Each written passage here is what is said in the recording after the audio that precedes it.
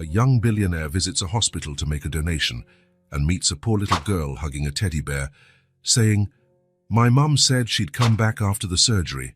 I'm still waiting." He sees the mother's name on the medical chart and starts crying when he finds out what happened to her. Miles Wilson crossed his legs for the fourth time in less than 5 minutes, checking his wristwatch once more. 43 minutes of waiting, a valuable chunk of time that could have been used to finish contracts or analyze financial reports. His Swiss quartz watch, an indulgent gift to himself when he closed his first big deal, seemed to mock him with every tick. The hospital waiting room was crowded. A mix of tired and worried faces filled the faded blue plastic chairs. The air carried a slight smell of disinfectant mixed with coffee from the vending machine down the hallway. Miles hated hospitals, the exposed vulnerability, the constant reminder of human fragility. It all unsettled him deeply. He was there only because Jennifer, the head of the company's public relations, insisted that donating blood would be great for improving his public image.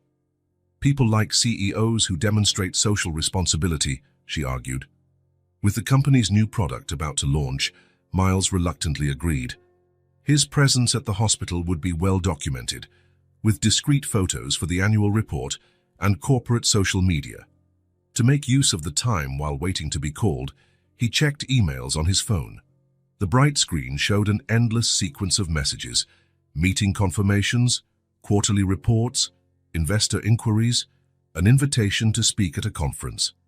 Miles scrolled through them, replying to the urgent ones, prioritizing his time as he always did. "Mr. Wilson?" Miles looked up, hoping he was finally being called for the blood donation, but the nurse standing at the door called a different name. He went back to checking his phone, slightly annoyed. It was then, while trying to craft a response to a particularly delicate email, that he noticed her presence. 3 chairs to his right, sitting all alone, was a little girl holding a worn-out teddy bear in her lap. It wasn't typical for Miles to notice children. Generally, they represented noise, unpredictability, and disorder, 3 elements he had meticulously eradicated from his personal and professional life. But there was something about that specific child that caught his attention. She looked around 6 or 7 years old. Brown, curly hair fell to her shoulders, pinned on one side with a simple star-shaped clip. Her small face bore a seriousness that seemed out of place for her age. She wore a lavender t-shirt, slightly too big for her, and jeans with a little patch on one knee. What stood out the most to Miles was the teddy bear in her arms. It was clearly handmade, with faded brown fabric, mismatched buttons for eyes and on its chest. The seams showed signs of multiple repairs, as if it had been mended countless times over the years. The girl spoke quietly to the bear, settling it carefully in her lap as though it were made of the world's most precious material.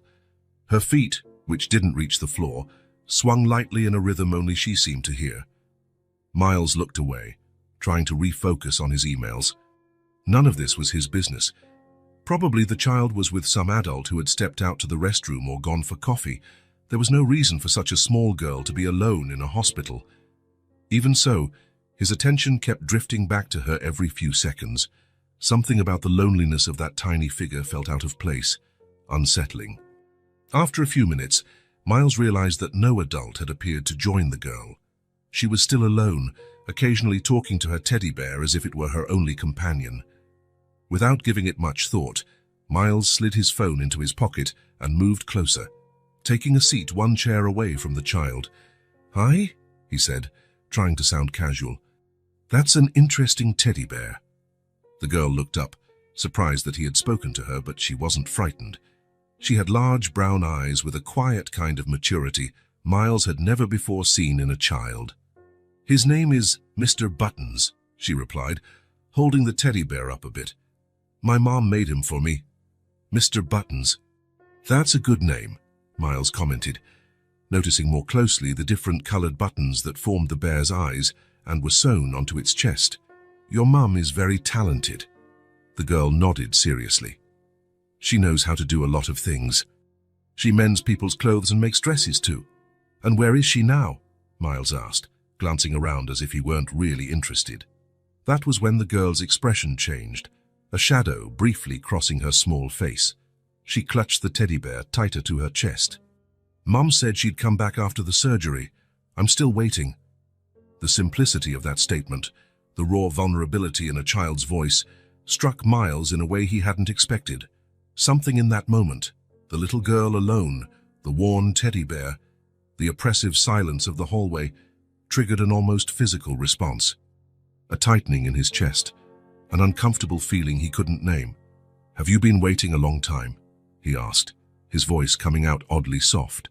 The girl shrugged, a gesture surprisingly adult-like. "A while." The sun was still out. Miles looked at the window. It was already dark. If the girl was correct, that meant she'd been there alone for at least 4 or 5 hours. "What's your name?" "Sophie," she answered, adjusting the worn-out ribbon around the bear's neck. "Sophie Carter." The last name didn't trigger an immediate reaction in Miles. Carter was common enough not to mean anything specific, but something about the entire situation left him uneasy. "I can see Mr. Buttons is really special to you," he commented. Sophie nodded. "He's been with me forever. When I'm scared, he helps me be brave." "Are you scared right now?" The girl hesitated, as if weighing how honest to be. "A little. Hospitals are kind of strange." "And it's taking a really long time." Miles nodded, feeling an unexpected empathy. "I agree with you. Hospitals are strange places." A nurse hurried past in the hallway, and Miles noticed how Sophie's eyes followed her hopefully, then dropped to the floor with slight disappointment. An uneasiness grew inside him, a small child, alone for hours, with no one checking on her. It didn't seem right. "Sophie, I'm going to ask at the reception about your mom, okay? Maybe they have some information." The girl looked up, a small spark of hope appearing on her face. "Can you do that? They never tell me anything because I'm a kid." "I'll try," Miles said, standing up, ending. He walked to the reception desk, where a middle-aged woman typed quickly on a computer. There was a short line, but Miles waited patiently, something unusual for his typical temperament. When it was his turn, he used his most assertive tone, the one he reserved for high-stakes negotiations. "Excuse me, I'm concerned about a situation. There's a little girl in the waiting room who's been alone for hours.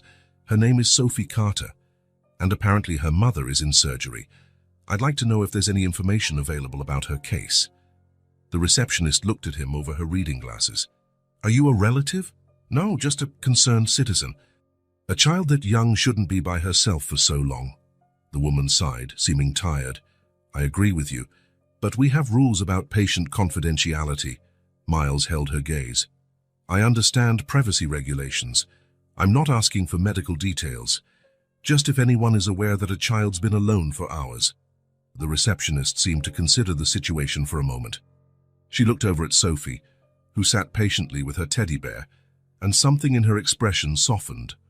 "Let me check," she finally said, typing something into the computer. "Carter. Carter. Oh, yes. Emergency case.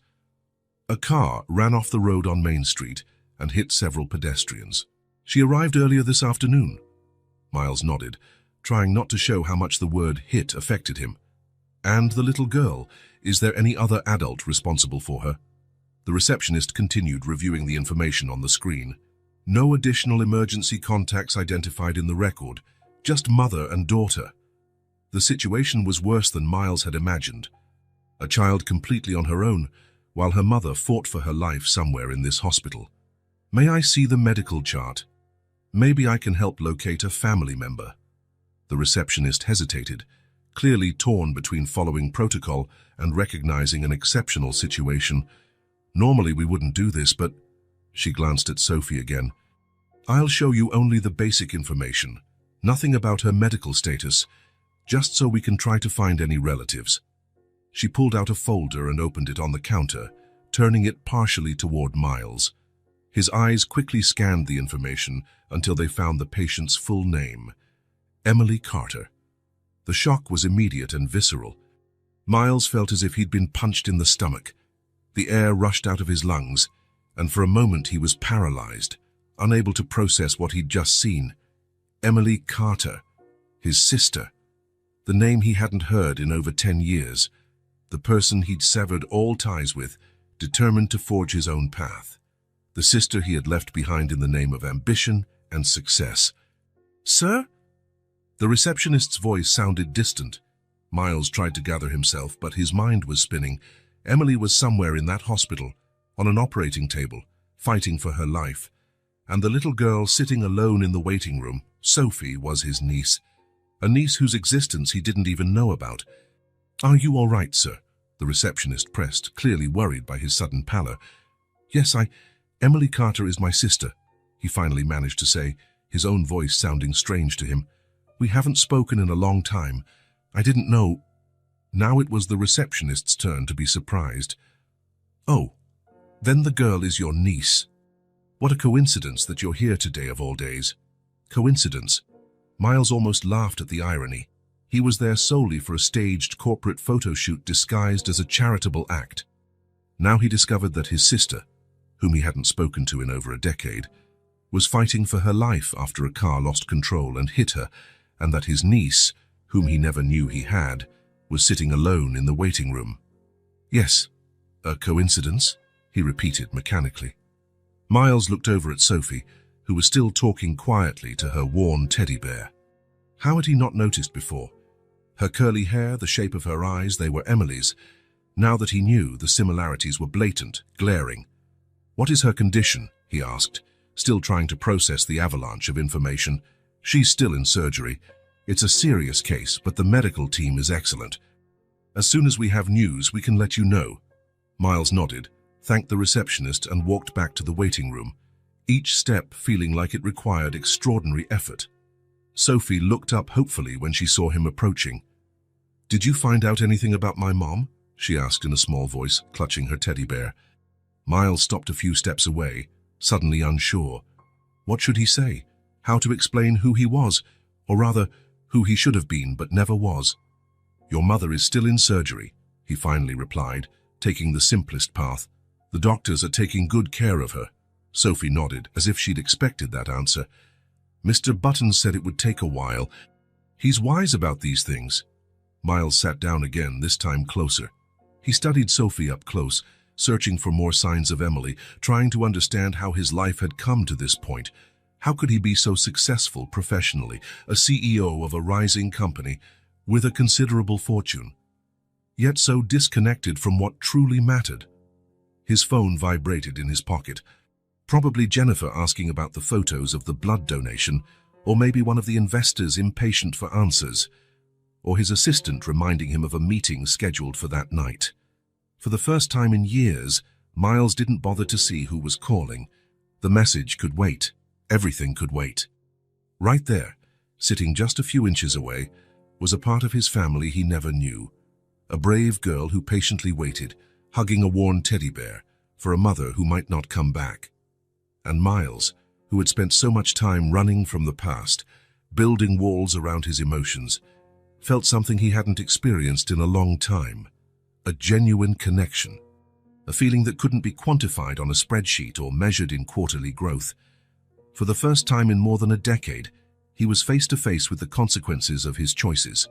And, surprisingly, for the first time in a long while, he felt that he was exactly where he needed to be. Miles sat a few chairs away, watching Sophie. The waiting room had emptied out a bit over the last few hours, with only a few nighttime patients scattered in the corners. The silence was broken only by the distant sounds of phones ringing, nurses talking, and the occasional overhead announcement. Sophie didn't seem bothered by the passing of time. She remained seated with surprising patience for someone so young, softly talking to her worn-out teddy bear, as though he were her closest confidant. "Mr. Buttons, do you think the doctors are taking good care of Mom?" she whispered, adjusting the ribbon around the toy's neck. "You always say she's strong, but she looked tired this morning." Miles watched as the girl tilted her head, pretending to hear an answer from the teddy bear. "Yeah, I know. But she promised to take me to the park this weekend.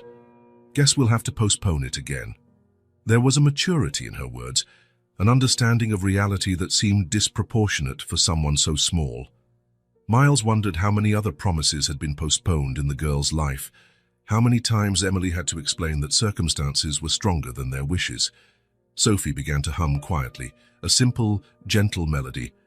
Her childish voice echoed softly in the silent corridor. creating a bubble of intimacy amid the institutional coldness of the hospital. Miles froze. He recognized that tune. It was the same melody Emily used to sing when they were kids. The same their mother used to sing to them at bedtime. A simple lullaby-like song passed down through generations in the family. He closed his eyes for a moment, letting himself be carried away by the sound. Emily at 20, singing while tidying up the small apartment they shared after their parents' death. Emily folding clothes meticulously, organizing the few things they owned, always with that melody on her lips, as though the song could stave off life's hardships. Emily always sang, even on the hardest days, as if music were her way of resisting, a way to affirm that life went on regardless. She sang while making breakfast, sang while studying, sang after coming home from work, no matter how exhausted. "Life is tough enough without us staying silent, Miles," she used to say when he complained about her singing. "If I stop singing, it's because I've given up, and I never will."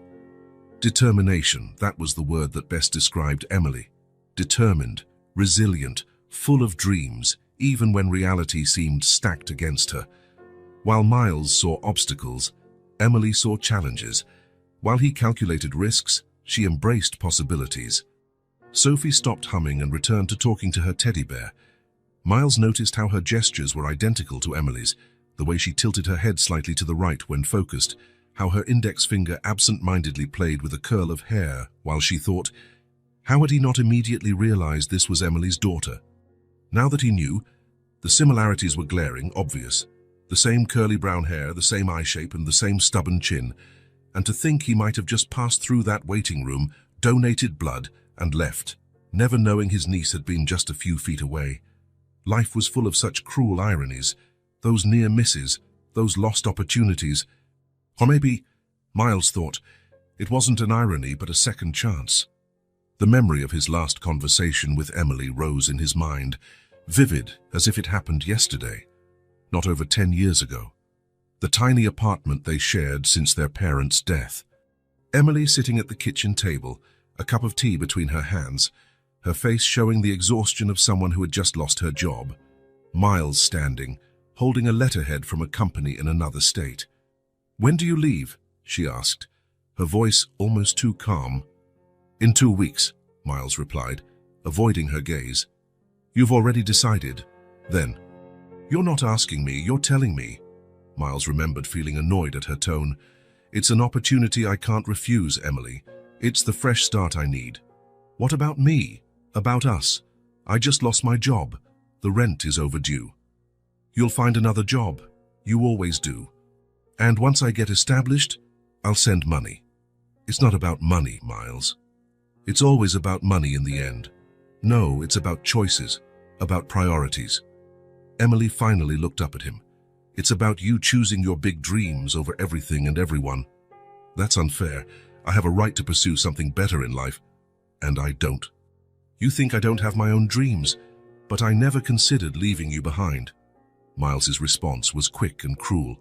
"Maybe that's your problem. You cling too much to the past, to people. You'll never get anywhere like that." He saw the hurt in her eyes, but he didn't back down. Her calculated coldness inside him was already defining the man he would become, a ruthless executive, focused only on results. "You know what's funny, Miles?" Emily said, her voice almost a whisper. "I always thought our parents would be proud of both of us, of how we moved on, how we stayed united. Now I see they'd only be proud of one of us. Don't use our parents against me. I'm just stating the obvious. They raised us to be better than this, to know what really matters. What matters is not ending up like them. That's no life, Emily. They had something you'll never have if you keep thinking like this. What? Overdue bills? Constant worries? Love. Family. A purpose beyond money." Miles laughed, a cold, distant sound. "Cheap philosophy doesn't pay the bills." Emily stared at him for a long moment, as if seeing her brother for the first time, or maybe the last. "Then leave, but don't come back when you realize money can't buy happiness." He left the next morning, not 2 weeks later as he'd originally planned. He left a check and a note with his new address and phone number, a note Emily never answered. Her words echoed in his mind now as he watched Sophie. Don't come back when you realize money can't buy happiness. She'd been right, of course. She always was. Miles had everything he ever wanted: success, money, recognition. He was the CEO of a growing company, owned a luxury apartment, drove an imported car, wore designer clothes.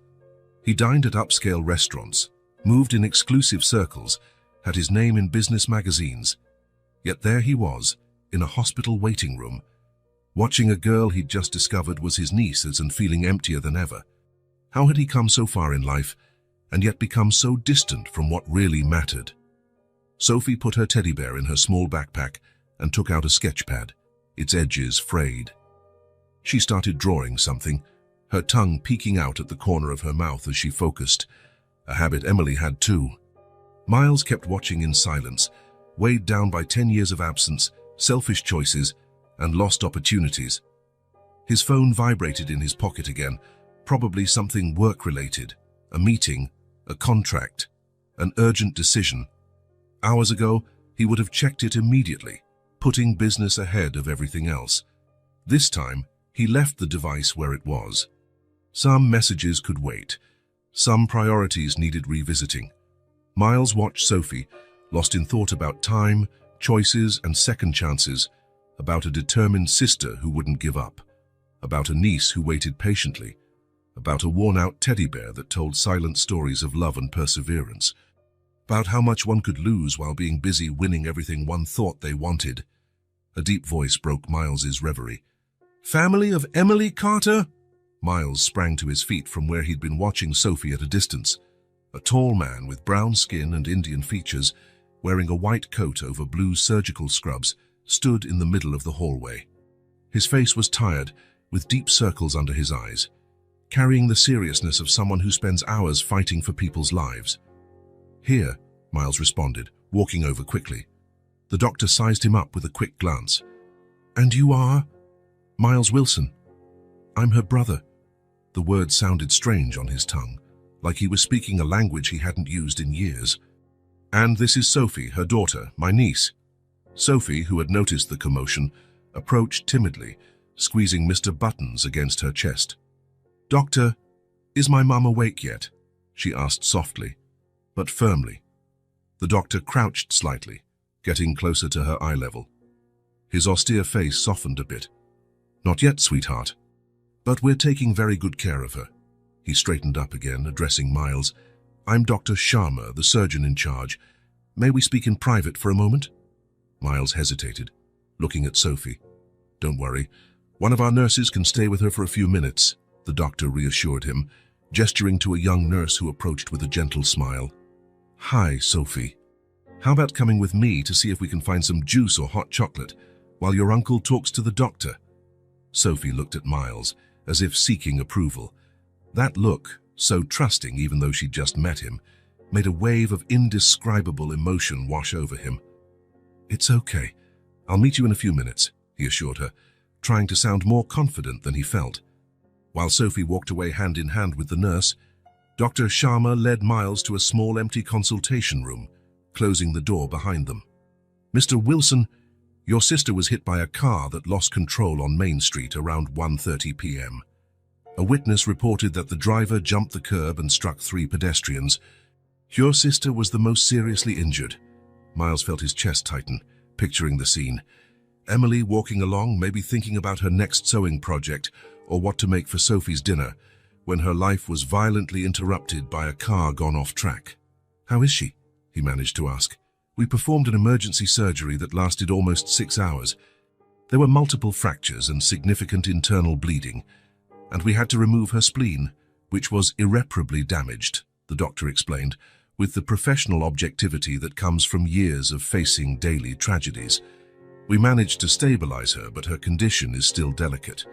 The next 48 hours will be critical." Miles leaned against the wall, feeling his legs weaken. "Will she survive?" Dr. Sharma sighed, allowing himself a brief moment of humanity beyond his professionalism. "We're doing everything we can. She's young and seemed healthy before the accident. That's in her favor. But it would be irresponsible for me to make promises." Miles nodded, appreciating the honesty, however painful. When she arrived at the ER, Was she conscious? He asked, trying to imagine what Emily must have felt, the fear she must have experienced. Yes, briefly. She was very worried about her daughter.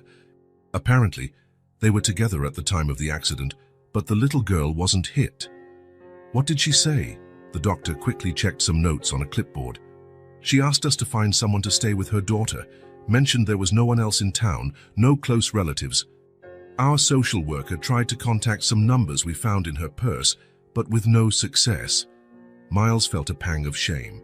If Emily said there was no one, it was because there truly was no one, not even a brother she could count on after so long. Did she say anything else before she was sedated? Dr. Sharma hesitated for a moment, as if deciding whether he should share that information. She only talked about her daughter, asked us to make sure Sophie was okay, that she wouldn't be left alone. She mentioned that if anything happened to her, there was a letter in a blue box in her bedroom closet. That was all done before she lost consciousness. Miles closed his eyes for a moment. Emily's final concern wasn't for herself, her pain or her fate, but for Sophie.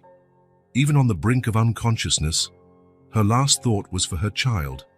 "Can I see her?" Miles asked, his voice slightly trembling.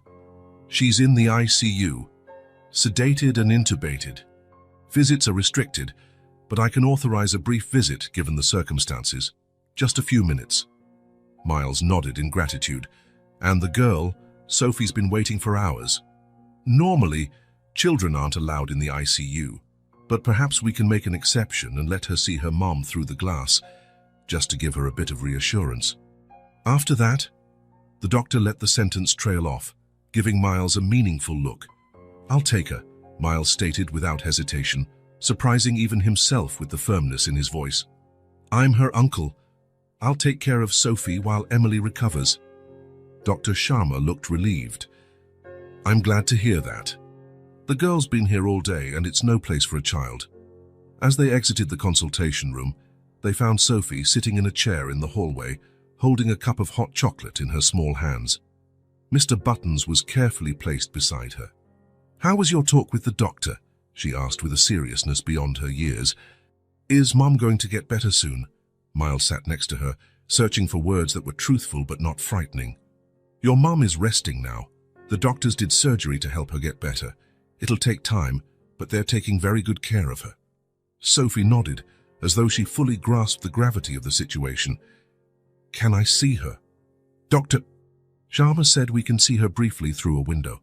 She's asleep right now with special medicine, so she won't feel pain, and there are some machines helping her breathe." The girl bit her lip, hesitating. She'll be scared if she wakes up and I'm not there. The simplicity of her worry tightened Miles's throat. Sophie wasn't worried about herself, where she'd sleep or what she'd eat, but about how her mother would feel. "We'll leave a note with the nurses, so when she wakes up, she'll know exactly where you are and that you're okay." Miles took Sophie to the ICU, where they could see Emily through a glass panel. Miles almost didn't recognize his sister. Her face was pale, with bruises starting to turn dark.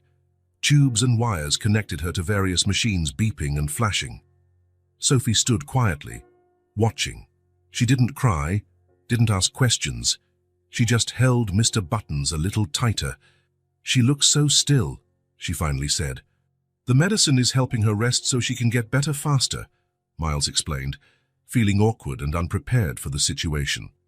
After a few minutes, Dr. Sharma respectfully indicated it was time to go. Miles noted Sophie hadn't eaten anything since arriving at the hospital, and it was already past 9 at night. "Sophie, you must be hungry. How about we go get something to eat?" The girl didn't answer right away, her eyes still on her unmoving mother. "We can come back early tomorrow to check on her," Miles promised. "Dr. Sharma will look after her in the meantime." Finally, Sophie nodded, although reluctantly. Miles guided her out of the hospital, surprised at how easily she placed her small hand in his, trusting him completely, despite only having known him for a few hours. The weight of that innocent trust hit him hard. He wouldn't let this child down. Near the hospital was a cozy diner still open. Miles led Sophie there, choosing a quiet table in the corner. The waitress brought menus, giving the tired-looking little girl and her worn teddy bear a sympathetic glance. "What would you like to eat?" Miles asked, realizing he had no idea what kids her age usually ate. "Can I have anything?" Sophie asked, her eyes scanning the menu with interest. "Sure. Then I want pancakes with chocolate syrup," she decided after careful consideration. "Mom only makes pancakes on special days." "Pancakes it is," Miles agreed, ordering himself a coffee, though he had no appetite. While they waited, Miles noticed a toy store across the street, still open despite the late hour. "Wait here a minute. I'll be right back, okay?" Sophie nodded, talking quietly to Mr. Buttons while she waited. Miles crossed the street and entered the store. He picked out a new teddy bear, soft and fancy, with a shiny red ribbon around its neck, quite the opposite of Mr. Buttons, which was worn and patched. After paying him, he returned to the diner where Sophie's pancakes had already arrived. "I brought you something," he said, handing her the store package. Sophie opened it carefully, revealing the new bear. She gave a polite smile and thanked him, but set the new toy aside and held Mr. Buttons even closer. "He's pretty, but Mr. Buttons is my real friend. Mom made him for me when I was born." Miles nodded, realizing his mistake. Of course, a fancy bear from a store couldn't replace something made with a mother's love. Once again, he had thought money could solve a problem that was actually about connection, about meaning. As Sophie ate her pancakes, Miles watched her, noticing every little mannerism that reminded him of Emily. The way she wrinkled her nose slightly when she smiled, how she tilted her head when she was thinking. It was like seeing his sister reflected in a smaller form. That was when Miles made a decision.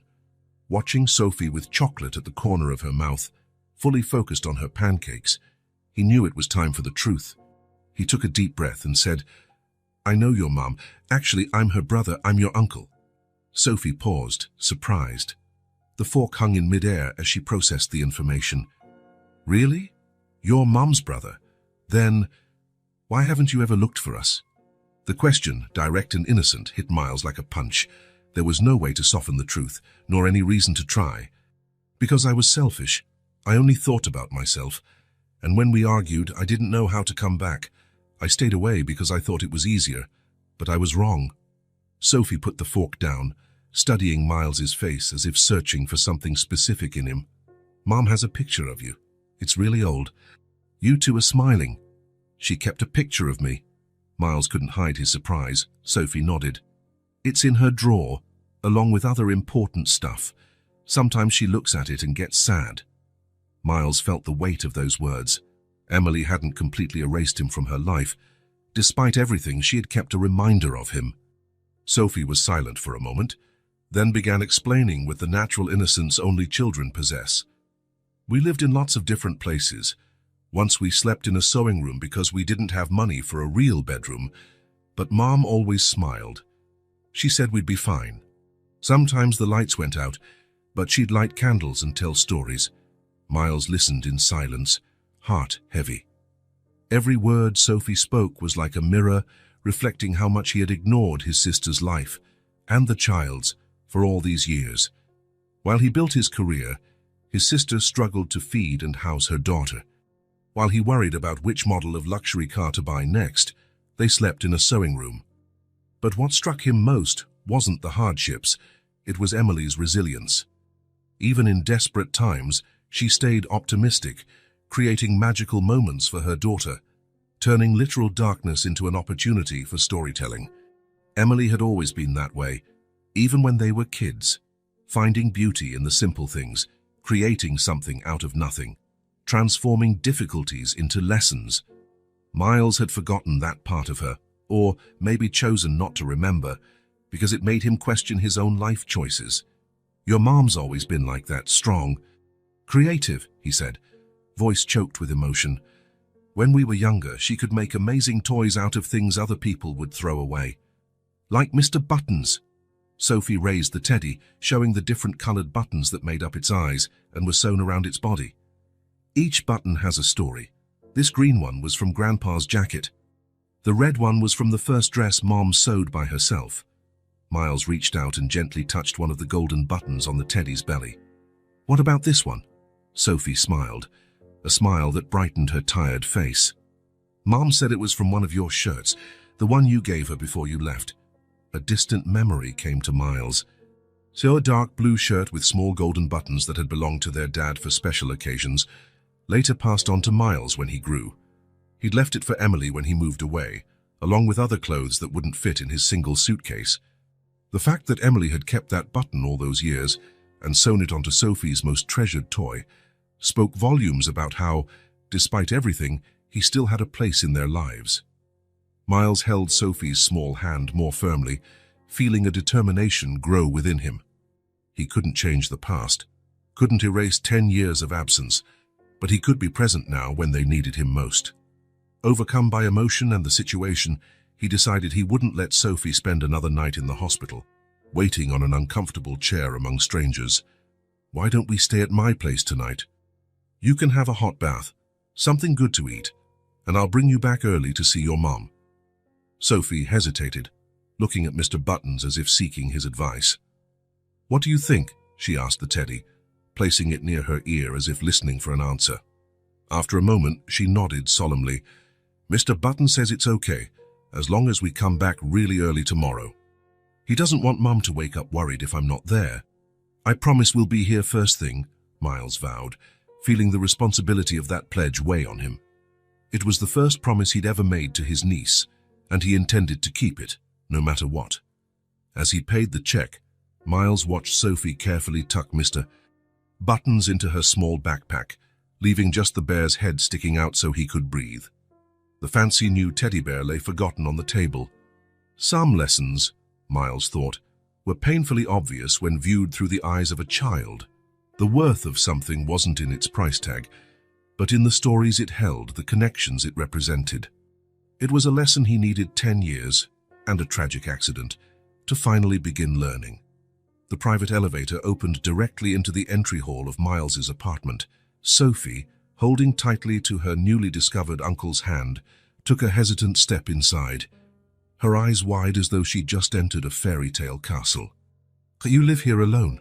she asked, her voice low, almost reverent. Miles nodded, gazing at his own apartment through Sophie's eyes. Suddenly, the place looked different even to him. The spacious living room with double-height ceilings featured minimalist decor in shades of grey and white, with occasional black accents.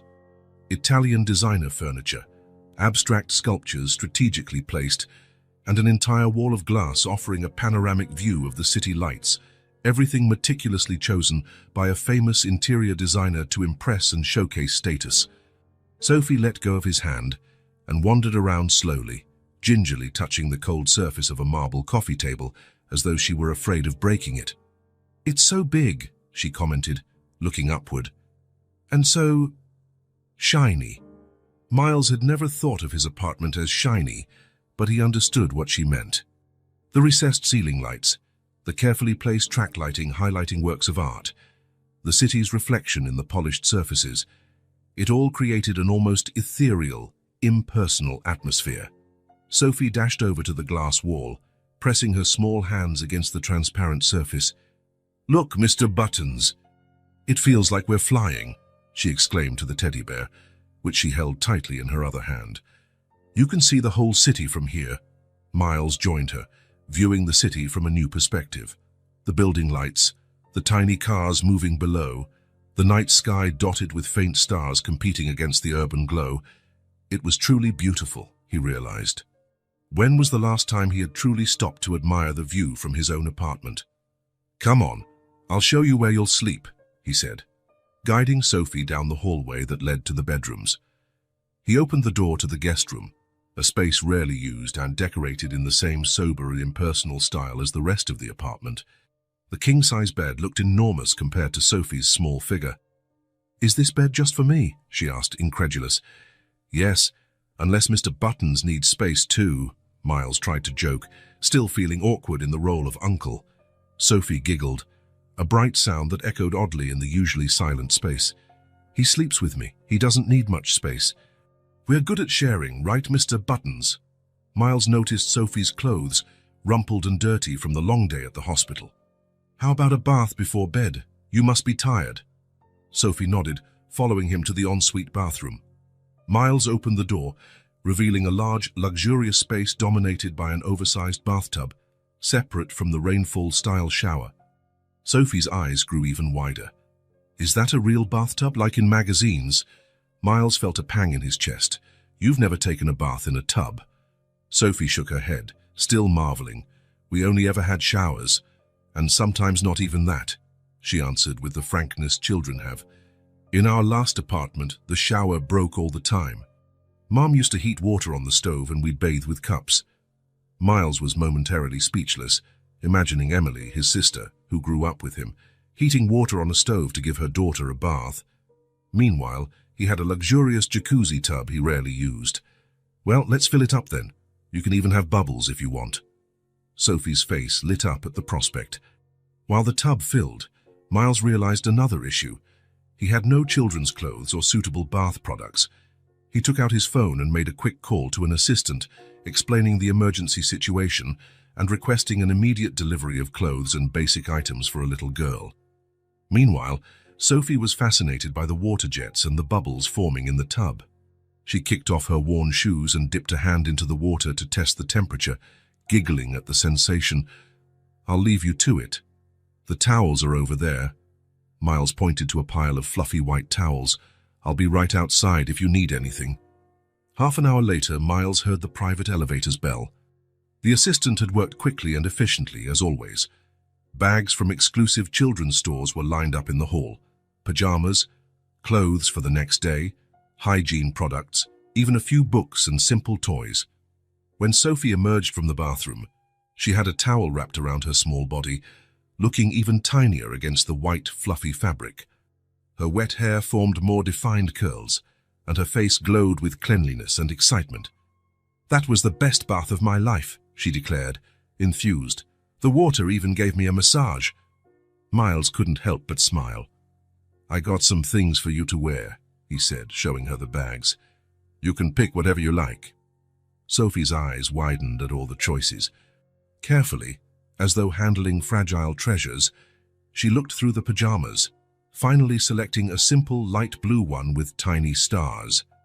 After dressing herself, insisting she could do it alone, Sophie followed Miles to the kitchen. Since he rarely cooked, his refrigerator was usually empty, but the assistant had arranged a grocery delivery as well. Miles heated a light soup and made a simple sandwich, assuming Sophie was probably too tired for a heavy meal. As they ate at the sleek stainless steel kitchen island, Miles noticed Sophie tasted each spoonful with special attention, as if taking in new flavors. "This soup tastes different," she commented. "I can't explain it." "It's asparagus soup," Miles said. "Have you ever tried it?" Sophie shook her head. "But it's good. Strange, but good." After the meal, he led her back to the guest room. Sophie hopped onto the enormous bed, sinking slightly into the plush mattress. "It's like lying on a cloud," she exclaimed, flapping her arms as if making a snow angel. Mr. Buttons was placed carefully on the pillow next to her. Miles pulled the covers over her, feeling strangely protective. "There's an intercom on the nightstand. If you need anything during the night, just press that button, okay? My room's right next door." Sophie nodded, her eyes already heavy with sleep. "Thank you, Uncle Miles," she mumbled, the word uncle sounding natural in her voice, though it still felt strange in his ears. Miles turned off the main light, leaving just a soft bedside lamp on. He stopped at the doorway, looking at the small figure nearly asleep in the huge bed. This child, with her patched-up teddy bear and her ability to marvel at things he took for granted, had filled the empty spaces of his apartment with something he couldn't quite name. Suddenly, all the symbols of his success, the penthouse, the expensive furniture, the exclusive artwork, seemed cold and hollow. For years, he'd built an impressive set piece, but without real life inside it. It took a child, with eyes of wonder and an open heart, to show him how it was nothing more than a stage waiting to be filled with something real. The ICU had its own brand of silence. Not complete. There was the steady beep of monitors, the gentle hum of machines, the occasional whisper of nurses exchanging information, but there was a particular quality to that silence, as if the outside world had been paused, as if time in there followed different rules. Miles sat in the chair beside Emily's bed. It was his fourth consecutive day visiting his sister at the same hour. The doctors had chosen to keep her sedated longer, giving her body the chance to recover from the severe trauma. Under the fluorescent lights of the ICU, Emily looked different, paler, more fragile. The bruises on her face had shifted color, going from deep purple to a greenish yellow at the edges. There were still tubes, providing breathing assistance, feeding, monitoring, each one a reminder of how hard she was fighting to stay in this world. Miles studied her face for a long time. He could see hints of the girl he'd known, the teenager he'd left behind. But there were new lines too. Small wrinkles at the corners of her eyes, a firmness in her jawline that hadn't been there before. The face of a woman who'd faced life alone, raised a daughter without support, had no luxury to falter. "I brought some flowers," he said quietly, knowing she couldn't hear him. "Yellow roses. You always liked those." He placed the small vase on the table beside her, positioning it so it would be in her line of sight if she opened her eyes. "Sophie's doing fine. Don't worry about her," he went on, voice a bit stronger. "She's staying with me. She's an amazing kid, Emily. You've done a wonderful job." The only sound in reply was the steady beeping of her heart monitor. Miles sighed, running a hand through his hair. It was strange how he felt more comfortable talking now that Emily couldn't respond. Maybe because he didn't have to face the judgment in her eyes, the decades worth of hurt. "I've been thinking a lot. About my choices. About everything, really." He paused as if to organize his thoughts. "I built exactly the life I always wanted. The company is growing. I have recognition, money, connections. The penthouse view I would have killed for back when we were younger." Miles glanced at Emily's chest, rising and falling imperceptibly with the help of the machines. "You know what's funny? I realized I've never invited anyone over for dinner. I have no real friends, only contacts, clients, investors." A nurse walked in silently, checking vitals and adjusting a monitor. Miles waited for her to leave before continuing. "Sophie asked me yesterday why all the photos in my apartment are of buildings or landscapes, why I don't have any pictures of people." I didn't know what to say. He leaned back in the chair, feeling the weight of the last few days, the worry about Emily, the sudden responsibility of caring for Sophie, the constant reckoning with the consequences of his past choices. "I guess I built a prison for myself, Emily. A beautiful, expensive, impressive prison, but still a prison." The clock on the wall ticked by in silent precision. Miles had a meeting in 2 hours, but he couldn't bring himself to leave yet. There was something about the stillness of that room, the presence of his unmoving sister, that seemed to demand more from him, as though each visit were a kind of confession. "Sophie drew something last night. She draws a lot. Did you know she has talent just like you?" He smiled faintly, recalling how Emily used to draw when they were kids, even if she had to use the margins of old newspapers when she ran out of paper. She drew the two of us, her and me, holding hands, laughing. There was a huge sun in the sky, one of those that takes up a quarter of the page when kids draw it. And she wrote below it, "Family." Miles felt his throat constrict at the memory. Family. Such a simple word. I used to think I didn't need it, you know? Thought I could replace it with success, achievements. I was wrong. Out in the hallway, someone passed by pushing a cart. The wheel's sound on the vinyl floor was quickly absorbed by the special hush of this place. She calls me Uncle Miles now, like she's always done so, with no hesitation, with a trust I don't deserve. He shifted in the chair, leaning forward slightly toward Emily. "Yesterday she asked if she could teach me how to make pasta the way you do. She said it's the best pasta in the world, but maybe I could learn the basics." He smiled at the thought. "We tried. It was a disaster. We ended up ordering takeout. But she laughed so much, she has a laugh like yours, did you know? The kind that's contagious." A doctor came in, nodding respectfully at Miles while checking the chart. He made a few notes, then left as quietly as he'd arrived. "They're gradually reducing your sedation, the doctors say. They'll try to wake you up soon." "Doctor." "Sharma seems optimistic." Miles paused. "I'm scared, Emily. Scared about what happens when you wake up. What you'll think when you find out Sophie's with me. If you'll hate me even more." The clock advanced a few more minutes, relentlessly. Sophie wants to decorate one of the rooms for you when you're discharged. She's got ideas about colors and curtains. She never doubts you'll make a full recovery.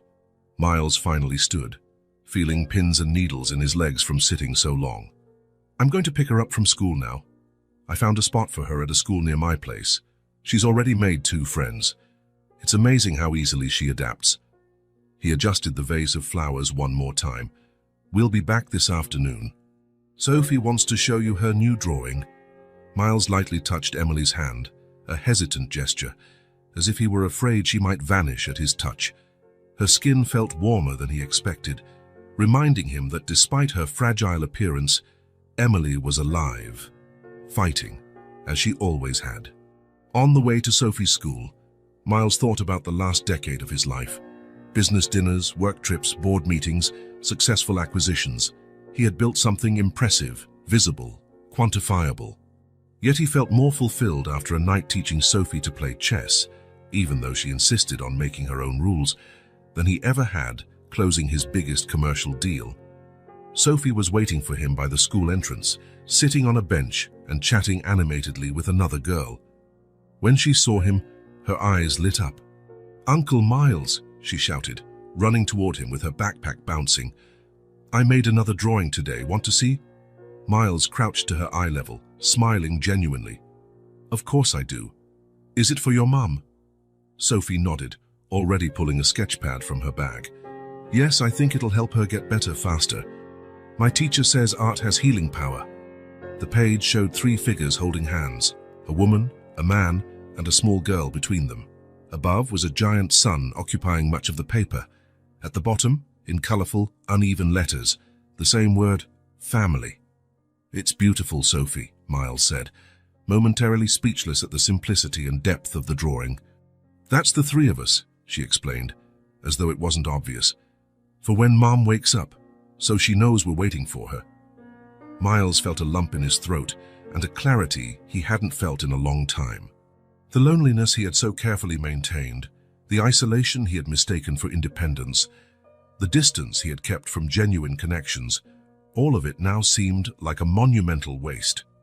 "We'll show her today," he promised, holding Sophie's small hand firmly, as though she were an anchor keeping him connected to something real, something true.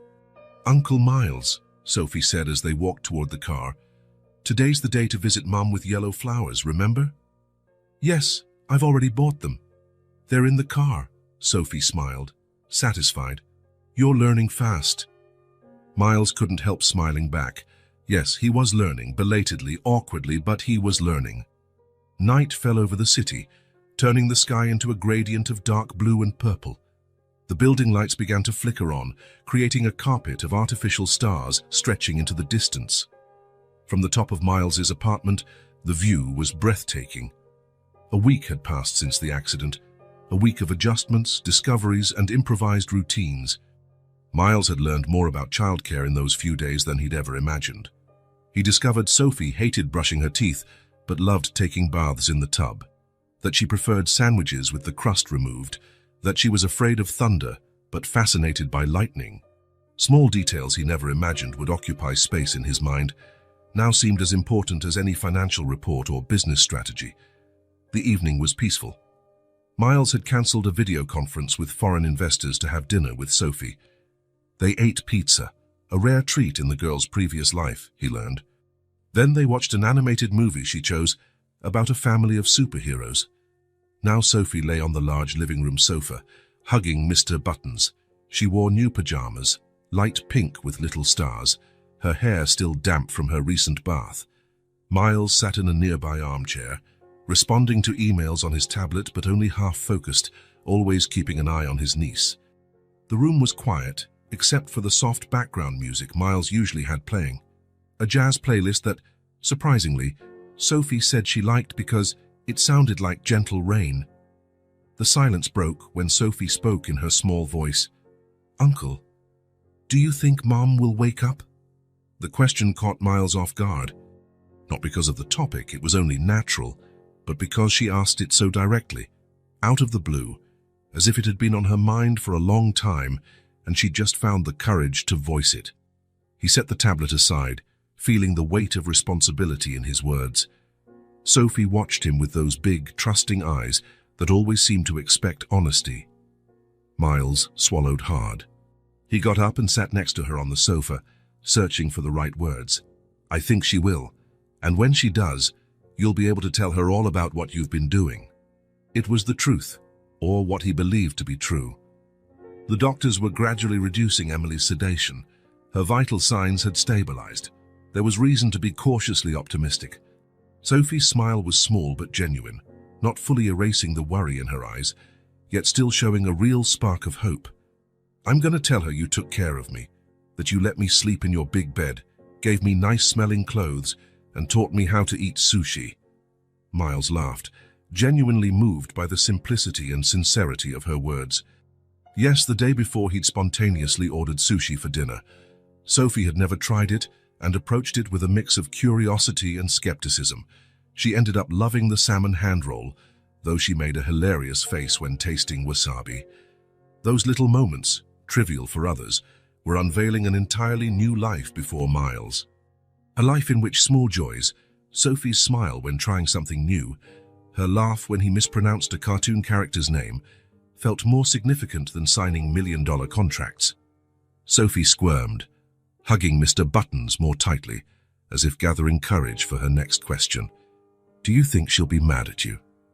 Miles took a deep breath. It was a fair question, a concern he also shared. "Maybe at first. We have a lot to talk about, your mum and I." "She's not really mean," Sophie explained, with the certainty of someone who knows intimately. "Sometimes she gets sad and it looks like she's mad, but it goes away after a while." Miles nodded, grateful for the insight. "I'll remember that." Sophie went quiet, thoughtful, as if processing something complex in her mind.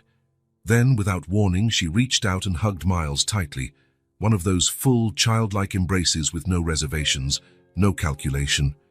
"I think you're a good uncle," she whispered against his shoulder. "You just took a while to show up." Her words were like a punch to Miles's gut, momentarily knocking the wind out of him.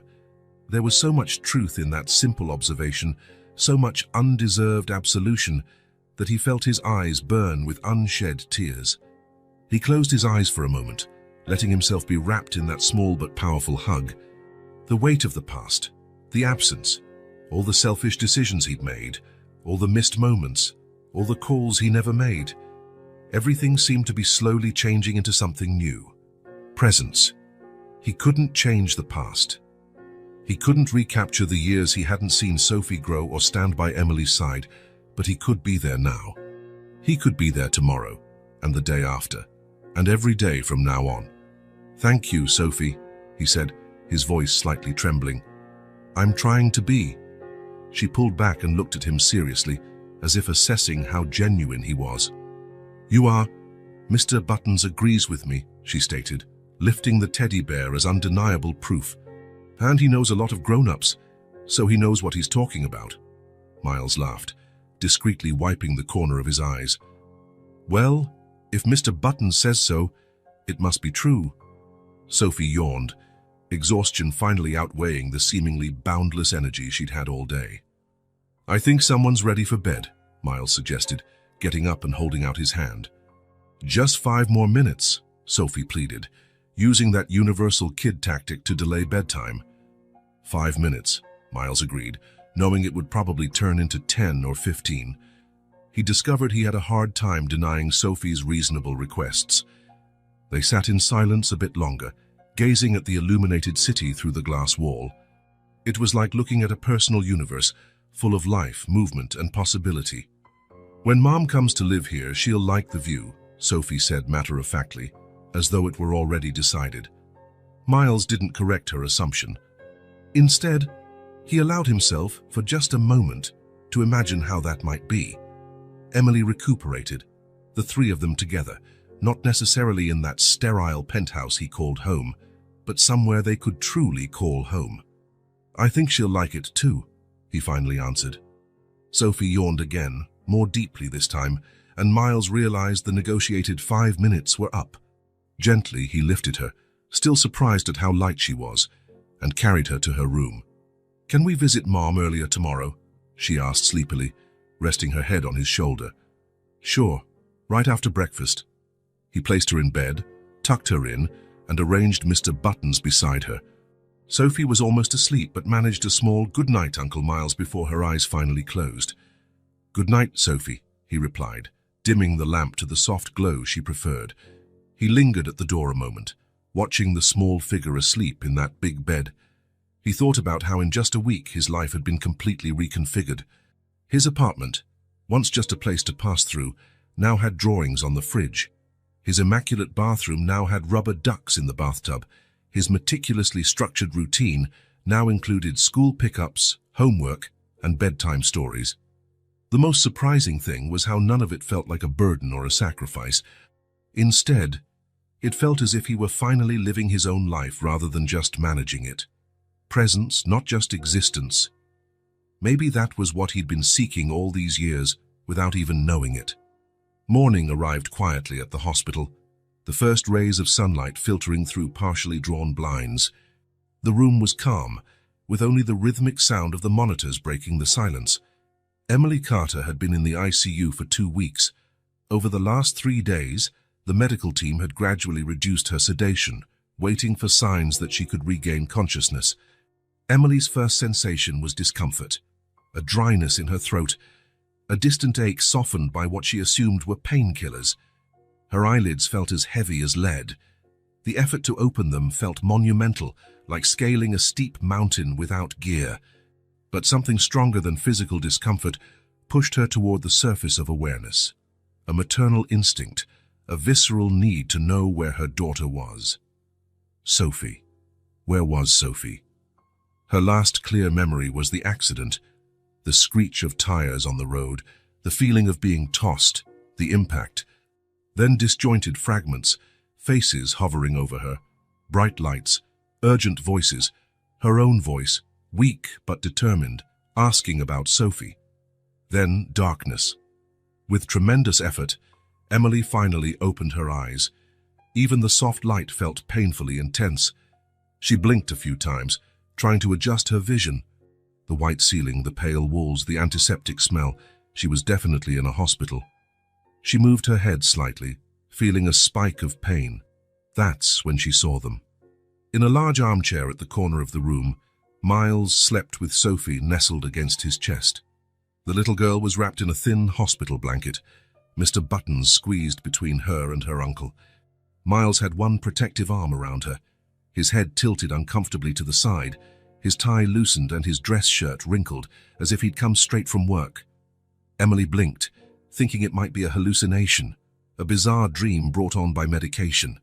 Miles, her brother Miles, who hadn't spoken to her in over a decade, the same man who chose ambition over family, the same man who vanished from her life without calls or visits. And now here he was, cradling Sophie as if she were the most precious thing in the world. The scene was as surreal as it was moving. Her daughter and her brother, 2 pieces of her life that had been separated, were now united in a single image. Emily felt a tidal wave of contradictory emotions. Gratitude because Sophie clearly wasn't alone and had been cared for. Relief, her daughter was okay, sleeping peacefully. Confusion. How did Miles end up here? How had he found Sophie? And, inevitably, a renewed sting of hurt. Why only now, after a tragedy, had he reappeared? But there was something else. Something she hadn't expected to feel. A sense of peace upon seeing them together. Sophie looked so comfortable, so safe in her uncle's arms. And Miles, even in sleep, wore an expression she didn't recognize. Softer, less guarded. Emily tried to move again, but felt sharp pain in various parts of her body. There were devices connected to her, tubes and wires, physical reminders of the trauma she'd endured. A monitor to her right beeped more rapidly as she shifted. The slightly altered sound was enough to wake Miles. He opened his eyes slowly, adjusting to the light, trying not to move too much and disturb Sophie. Then his gaze met Emily's. The impact was immediate. Miles's eyes went wide, his body suddenly rigid. For an instant it felt like time froze between them. 10 years of silence, 10 years of distance, 10 years of unspoken words, all suspended in that single moment of recognition. Emily observed him, now noticing details she'd missed on first glance. The tension lines around his eyes, the first grey hairs at his temples, the obvious fatigue on his face. Miles looked older, but not just from the passage of time. There was a heaviness in his expression, a depth that hadn't been there before. No one spoke. They didn't have to. The look they exchanged held everything: the pain of the past, the confusion of the present, the uncertainty of the future. But there was also something Emily never expected, a silent request for forgiveness. Carefully, Miles adjusted Sophie in the armchair so he could stand without waking her. He walked over to the bed, his steps tentative, as though afraid Emily might vanish at any moment. He stopped beside her, looking down at his sister with an expression Emily had never seen in him before. Vulnerable, exposed, without the defenses he'd always used. Still silent, Miles reached out his hand, a tentative, almost shy gesture. He paused halfway, as if suddenly unsure if he had the right to touch her. Emily looked at his outstretched hand. Despite the pain, the confusion, the thousand questions swirling in her mind, she felt something undeniable. This was her brother, the same boy who defended her on the school playground, the same teenager who helped her with math at night, the same young adult who held her hand at their parents' funeral. Before he was the man who abandoned her, he'd been her brother, her protector, her family. With monumental effort, Emily moved her own hand toward his. The motion was slow, painful. Each inch of victory over the tubes, over her weakness, over the years of resentment. Their fingers touched, a light, almost imperceptible contact, yet loaded with meaning. Still wordless, Miles intertwined his fingers with hers, careful not to disturb the medical equipment. His hand was warm, firm, anchored in reality, while Emily still felt she was floating between levels of consciousness. The contact broke something inside Miles. Emily saw him swallow hard, saw his eyes grow moist with unshed tears. He had never been one to cry, even as a child. Always the strong one, always controlled. To see him like this, on the verge of an emotional breakdown, was as surreal as the whole situation. Sophie stirred in the armchair, mumbling something unintelligible in her sleep and hugging Mr. Buttons tighter. The sound broke the moment, drawing them back to the present reality. Miles glanced at Sophie, then back at Emily, as if suddenly remembering all the explanations he owed her. Emily gave his hand a gentle squeeze, about all she could manage in her weakened state. It was a gesture that said, "Later. There will be time for that later." He seemed to understand, nodding almost imperceptibly. The silence between them shifted. It was no longer the silence of 10 years apart, but a shared silence, one almost intimate, a silence that spoke of acknowledgement, of understanding, of a bridge slowly being rebuilt. Emily felt fatigue pulling her under once more, her eyelids growing heavy. Even that brief interaction had drained her limited energy. Before her eyes closed, she saw Miles lean in and kiss her forehead softly, a gesture he hadn't done since they were kids. As her consciousness faded again, Emily caught one last glimpse of Miles returning to the armchair, sitting carefully so as not to disturb Sophie, adjusting the blanket around the sleeping girl. Her final sensation before slipping back into unconsciousness was a strange peace. It wasn't forgiveness, not yet. It wasn't forgetting. Never would be. But it was a beginning, a kind of awakening, not just of her body after trauma, but of something deeper that had lain dormant between them for so long. In that quiet morning, without a single word spoken, Emily and Miles understood what had been left hanging all those years. And maybe, just maybe, there was a chance to recover it. The days after Emily woke took on a new routine. The hospital, once a place of anxiety and waiting, became the main setting for the silent rebuilding of a broken family. Her room, once impersonal, now was decorated with colorful drawings on the walls, small vases of yellow roses on the windowsill, and occasional visits from Mr. Buttons at the bedside whenever Sophie decided her mom needed extra company. Dr. Sharma had been clear about the recovery process. Emily would still face weeks of hospitalization, followed by months of physical therapy. The accident had caused significant damage that would require time and patience to heal. Each patient responds differently, the doctor explained during a morning visit. But Emily is young and was healthy before the accident. That's in her favor. Miles rearranged his entire life to adapt to this new reality. He delegated responsibilities at work, postponed projects, set up a home office for when he absolutely had to work. Jennifer, his assistant, was concerned by his drastic shift. "Are you sure everything's okay, Mr. Wilson? I've never seen you cancel a board meeting before." "I've never been more sure of my priorities, Jennifer," he replied, surprising even himself with his conviction. Every morning, Miles and Sophie arrived early at the hospital. A routine had been established.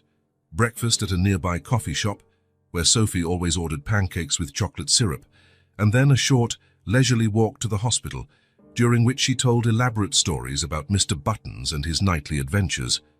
In the hospital, Sophie would rush to a small table in the corner of the room, her creative space, spending hours drawing while the adults talked or when Emily needed rest. For a child who had almost lost her mother, Sophie showed remarkable resilience. "Look, Mom, I drew us at the park Uncle Miles took me to yesterday. This is the pond with the ducks, and here's Mr. Buttons eating ice cream." Emily would smile from her hospital bed, eyes shining with a mix of love and gratitude. "It's beautiful, sweetheart. You captured Mr. Buttons's expression perfectly." Miles observed these interactions in silent fascination. The bond between mother and daughter was almost tangible, forged in countless small moments throughout the years he'd been absent. They had their own language, references only they understood, a history he hadn't been part of. Instead of feeling excluded, though, these observations fueled his determination. He couldn't reclaim the lost time, but he could be there now, starting to build his own connection with both of them. On the afternoons Emily needed physical therapy or rest, Miles took Sophie on little outings. They discovered a park near the hospital, with a pond where ducks swam peacefully. They found a corner ice cream parlor that quickly became a favorite. They visited a children's bookstore, spending hours browsing illustrated stories. "Don't tell Mum we had ice cream again," Sophie would whisper conspiratorially, licking sticky fingers. "She says too much sugar is bad for my teeth." "It'll be our secret," Miles would reply, feigning serious concern, "but only because we're in a special situation." These small secrets, these simple but meaningful routines, were all new to Miles. His entire adult life had been about major conquests, million-dollar negotiations, complex strategies.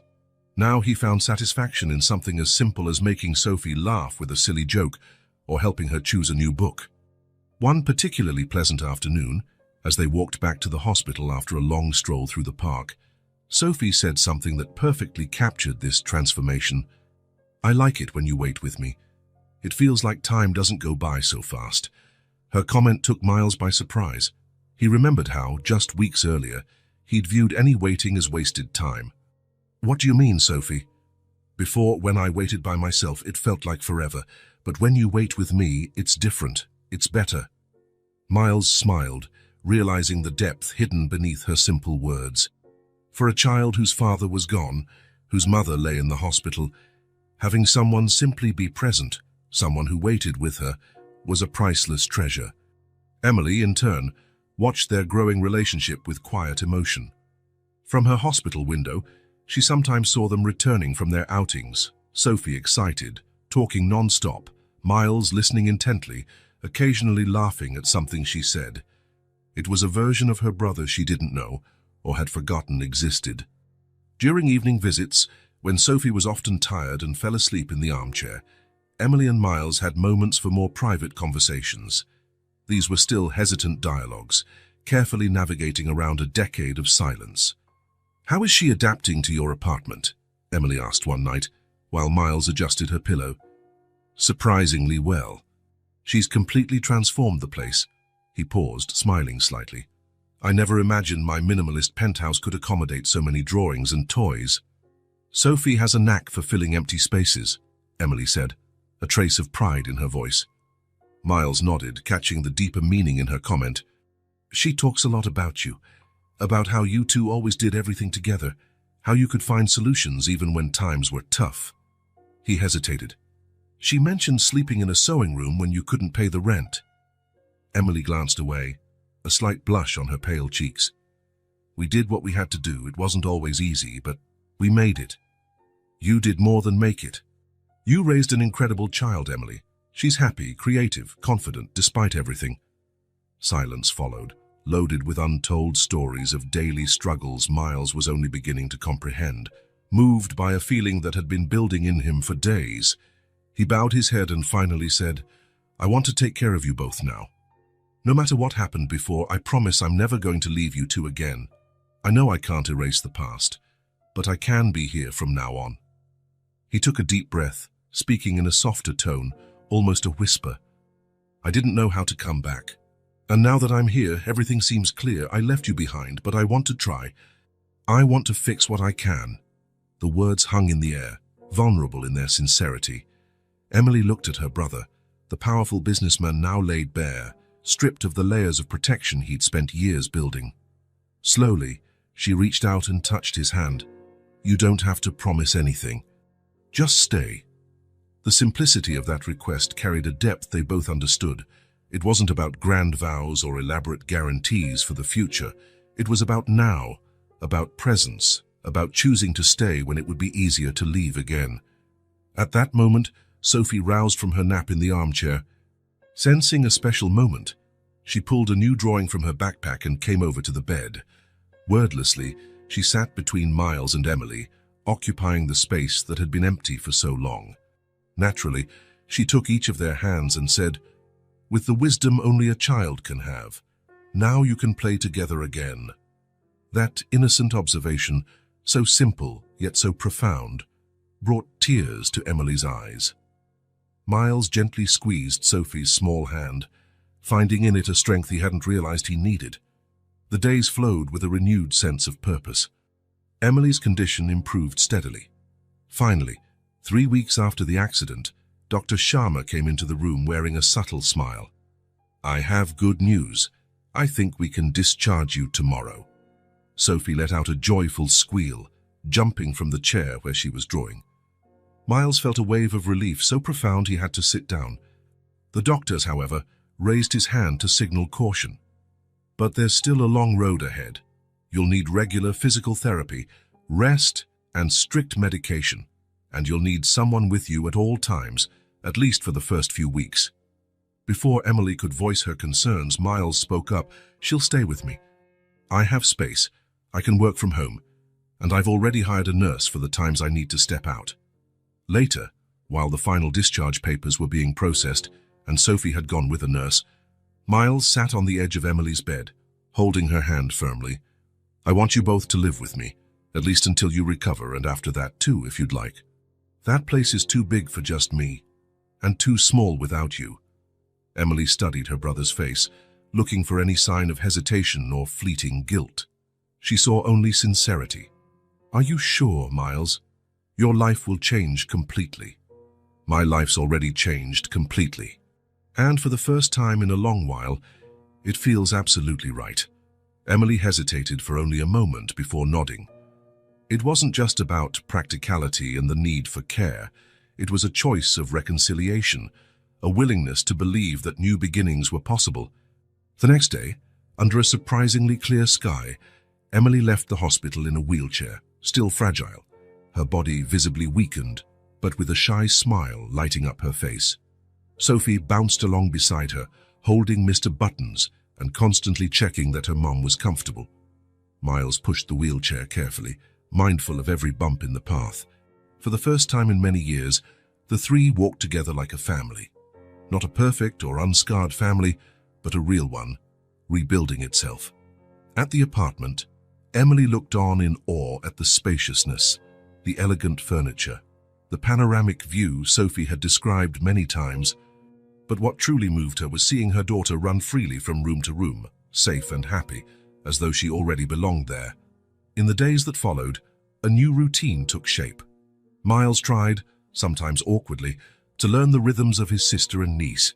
He found out Emily preferred tea over coffee in the morning, that Sophie needed help tying her shoes, but insisted on choosing her own clothes, that both enjoyed reading before bed, He messed up frequently, forgot medications, made meals Emily couldn't yet digest, got the school schedule mixed up, but he didn't give up.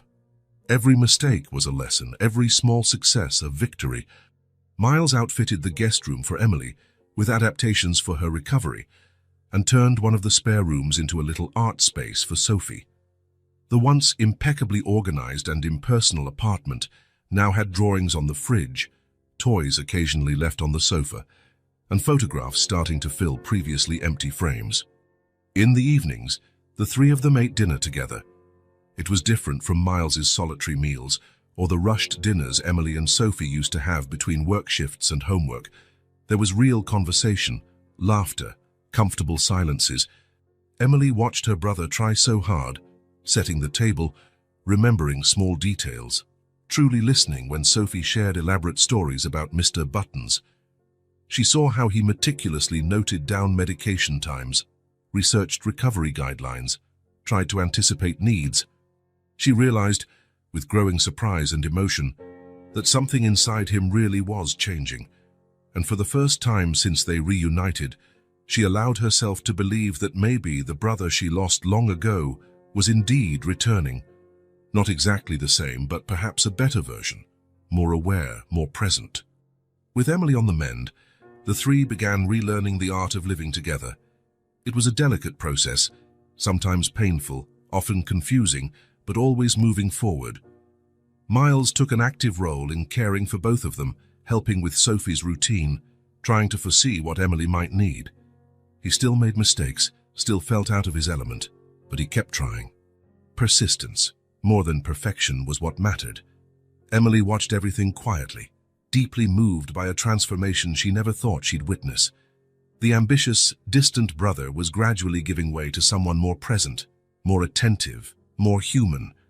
And somewhere between the on-time medications, the drawings taped to the fridge, and the bedtime stories, a family was being pieced back together, not from scratch, but from fragments patiently gathered and glued with hope and patience.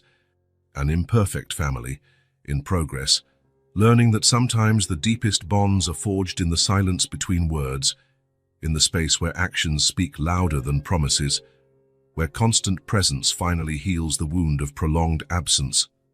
Sunday dawned with a golden light shining through the apartment curtains. 3 months had passed since Emily was discharged from the hospital. 3 months of small daily victories, adaptations, and mutual discoveries. Intensive physical therapy was yielding visible results. Emily could walk around the apartment without a cane, though she still struggled with longer distances. Miles woke to the sound of low voices and stifled laughter coming from the kitchen. He checked the clock, just after 7 in the morning.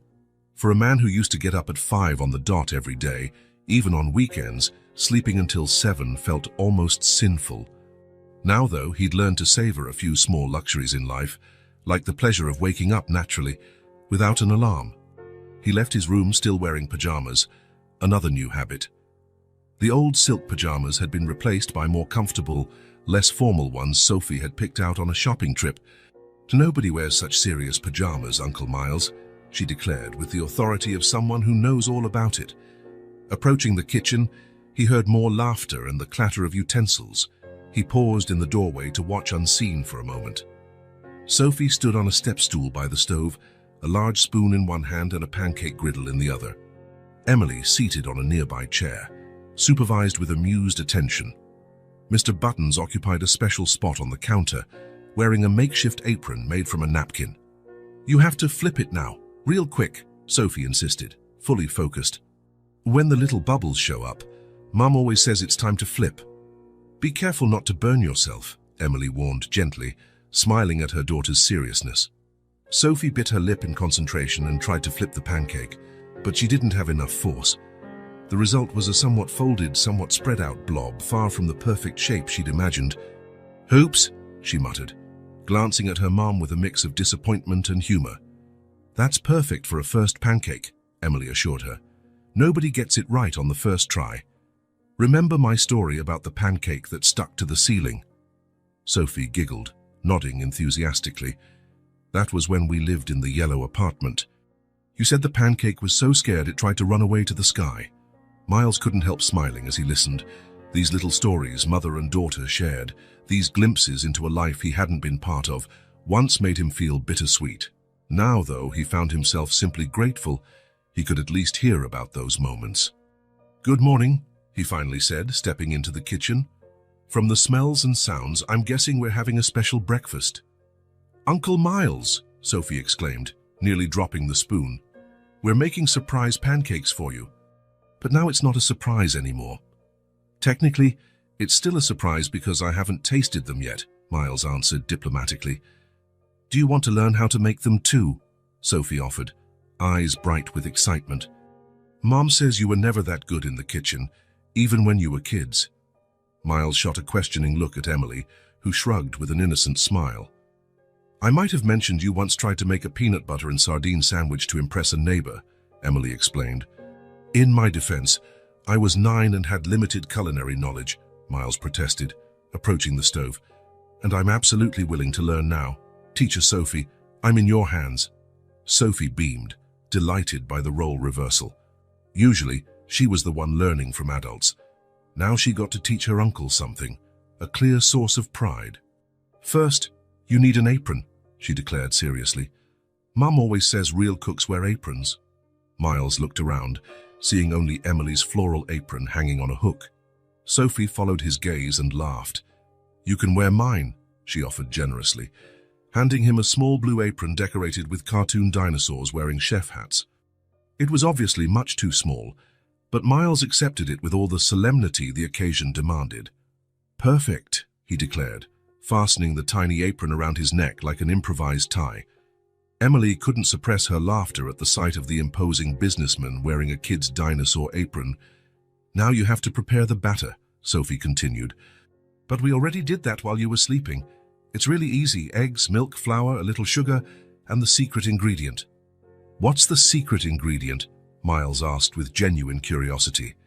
Sophie held a finger to her lips, glancing at her mom, who nodded permission. "Cinnamon," she whispered dramatically. "Just a tiny bit." "Makes all the difference." Paragraph 547 is intentionally left blank as no text was given in the source. Please continue to paragraph 548. "I'll remember that," Miles promised, matching her serious tone. Sophie poured a ladleful of batter onto the hot griddle. "Now watch for bubbles. When you see a lot of bubbles, that's when it's time to flip." Miles watched intently as the batter spread out and started forming little bubbles on the surface. There was something oddly mesmerizing about the process, something that challenged the complexity he was used to. A simple pancake required patience. You couldn't rush or force it. It had to follow its natural timing. "I think it's ready to flip," Sophie announced after a few moments. Miles picked up the spatula, uncertain. "I'm sure I'll mess this up." "Everyone messes up the first times," Sophie said, with the wisdom of her few years. "It's okay. We can make more." Encouraged, Miles slid the spatula under the pancake and, with a move he intended to be confident, tried to flip it. The result was catastrophic. The pancake folded onto itself. Part of it stuck to the spatula, and part spilled over the edge of the griddle. "Oh," was all he could say, staring at the misshapen blob of batter. For a moment, the kitchen was silent. Then Sophie began to laugh, a genuine, joyful, contagious laugh. Emily joined in, trying unsuccessfully to hide her smile behind her hand. Miles looked at his culinary disaster and, to his own surprise, started laughing too, a free, unguarded laughter he couldn't remember having in years. "That," Sophie managed between giggles, "was even worse than my first try." "I think the pancake wasn't just scared," Emily said, wiping away tears of laughter. "It was totally panicked." "Well, at least we've established a new standard of culinary disaster," Miles replied, still chuckling as he scraped the remains off the griddle. "Anything above that can be considered a success." Sophie handed him another ladle of batter. "Try again, Uncle Miles. The second one always comes out better." And surprisingly, it did. Not perfect, far from it, but at least recognizable as a pancake. The third was better still. And by about the 5th attempt, Miles was making pancakes that were reasonably round and golden. "I'm impressed," Emily said. watching the growing stack of pancakes on the plate in the center of the table. For someone who once tried making coffee with cold water, that's significant progress. I was 12, maybe, Miles protested as he flipped another pancake with increasing confidence. And in my defense, no one told me the water needed to be hot. Wait, seriously, Sophie asked, wide-eyed. Uncle Miles didn't know how to make coffee. Your uncle had many talents, Emily explained, sharing a teasing look with Miles. Math, chess, convincing people to do things for him, but cooking definitely wasn't one of them. Until now, Miles added, feeling exaggerated pride as he slid a perfectly round pancake onto the plate. Sophie's a wonderful teacher. The little girl beamed with pride. Mum taught me everything. She's the best cook ever. Emily smiled, touched by her daughter's compliment. She looked at the pair in the kitchen, Miles still wearing the tiny apron, Sophie on her step-stool directing the operation with authority, and felt a wave of emotion she couldn't immediately name. It wasn't just happiness, though happiness was part of it. It was something deeper, more substantial, safety, that was it. For the first time in a long time, maybe since their parents died, Emily felt like she didn't have to be strong alone. There was someone else to share the burden, to help carry responsibilities. Someone else Sophie could rely on. They're ready, Sophie declared, eyeing the tall stack of pancakes with satisfaction. Now we need chocolate syrup, butter and strawberries. I think we have all of that, Miles confirmed, opening the fridge. Since Emily and Sophie had moved in, the once nearly empty refrigerator now held a remarkable variety of foods, another small sign of how life had changed. They sat around the kitchen table, a recent purchase made specifically because Emily casually mentioned she'd always dreamed of a large wooden table for family meals. Miles had ordered one the next day, custom made by a local woodworker. Who wants the first taste? Sophie asked, watching anxiously as Miles and Emily served themselves. I think the honor should go to our new chef, Emily suggested, looking at her brother. Miles cut a generous slice of pancake, covered in chocolate syrup and topped with a strawberry. As he tasted it, his eyebrows rose in genuine surprise. This is really good, he announced. No need to fake enthusiasm. See? I told you the secret was the cinnamon, Sophie exclaimed, helping herself to her own portion. Emily took a bite too and nodded approvingly. I think we've found our official Sunday pancake chef. As they ate, they talked about the coming week's plans. Emily had a job interview on Monday, a position as a seamstress at a bridal atelier. Initially, she worried she wasn't ready to work yet, but Miles and Sophie encouraged her. You can start part-time, Miles suggested, recalling their conversation as he reached for another pancake. The atelier seems flexible from what you've said. And I can stay here with Uncle Miles after school on the days you work, Sophie chimed in. He already knows how to make my favorite snack and everything. Emily smiled, grateful for their support. You're both right. I think I'm ready to try. By the way, Miles said casually, though clearly he'd been planning this moment. Speaking of interviews, I had an idea I wanted to discuss with you two. Emily raised an eyebrow. I'm listening. I've been thinking a lot about the future, about the three of us, about this apartment. Are you tired of us? Sophie asked directly, her face worried. No, just the opposite, Miles rushed to clarify. In fact, I was thinking, this apartment never felt like a home until you both came.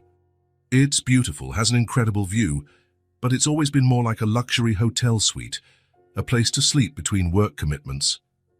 Emily nodded, understanding. She had noticed from the start how the space, despite its elegance, lacked any personal touch before they arrived. So I was thinking, Miles continued, maybe we could look for a new place, a house perhaps. Something we could decorate together, that would have a piece of all of us in it, a real family home. There was a moment of silence as Emily processed the proposal. It wasn't just about moving. It was about formalizing the arrangement they'd created, turning a temporary solution into something permanent. Are you serious? She finally asked. Completely, Miles affirmed. But only if you both want it.